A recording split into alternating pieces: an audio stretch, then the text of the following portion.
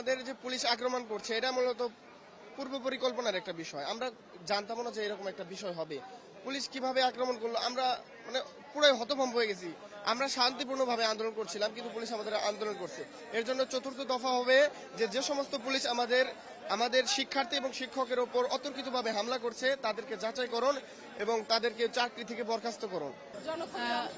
না, ওরা আমার সন্তানরা যখন এসেছে আমরা এখনো পর্যন্ত এইটুকু বলতে পারি যে ওরা যদি পথে থাকে আমরাও পথে থাকবো।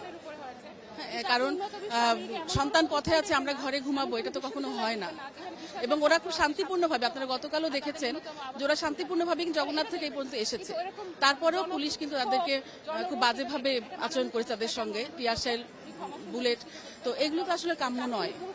তো আমরা অভিভাবক যদি আমরা ঘরে থাকি, বিশ্ববিদ্যালয়ে থাকি, ওরা পথে থাকে, এটা তো কখনো আমরা মানতে পারি না। আমরা ওদের সঙ্গেই আছি।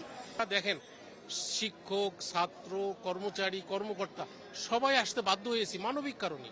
এই ছাত্রদের আমাদের সন্তান তুল্য, তাদের কষ্টের কারণে আজ আমরা একত্রিত হয়েছি। এবং আজকে দেখেন গোটা জাতীয় একটা ইস্যু হয়ে দাঁড়িয়েছে এবং সবাই মিলে আমরা চাচ্ছিলাম যে সমস্যাগুলোর দ্রুত সমাধান করে আমাদের দ্রুত আমরা লেখাপড়ায় ফিরে যাব, এটাই আমাদের আশা। কখন যে এটা করবে এটা আমরা বলতে পারতেছি না।